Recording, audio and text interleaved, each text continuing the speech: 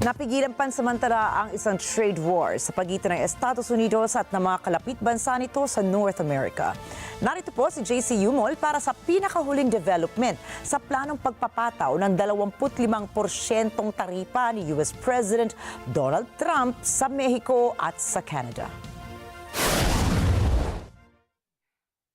Tila nakahinga ng maayos ang mga residente ng Hilagang Amerika matapos magkasundo ang mga leader ng US, Mexico at Canada na pigilan muna ang labanan ng taripa sa loob ng 30 araw, hindi pa man ito nagsisimula. Ito ay matapos mag-usap muna ni US President Donald Trump at Mexico President Claudia Sheinbaum Pardo. Inilarawan ni Trump kung paano nagkasundo sila ni Sheinbaum. With Mexico, we had a great talk with Mexico. And we had President Sheinbaum is a woman. I like her very much. We've had good relationships, but we have to stop fentanyl from coming in, whether I like somebody or not, and we have to stop the illegal aliens from coming in. I think we've lost 200,000 people on average a year for many years, much higher than the 100,000, could be even closer to 300,000.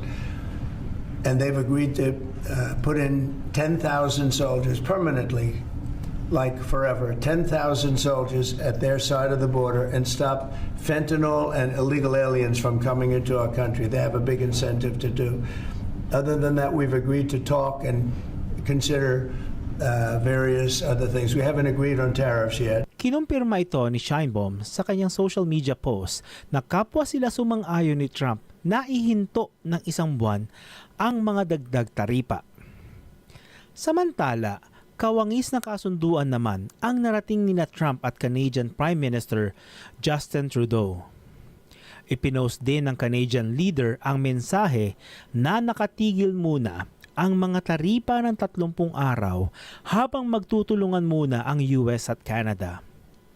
Kumapit ang kasunduan sa pagpayag ng Canada at Mexico na magpadala ng puwersa sa US border ng mga ito upang labanan hindi lamang ang illegal na pagpasok sa US ng mga migrante, kundi pati ng fentanyl.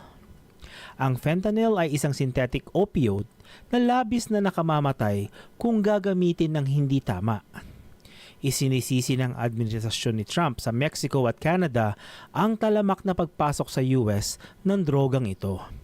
JC Yumol para sa Mata ng Agila International, Trusted, Connected, On Point.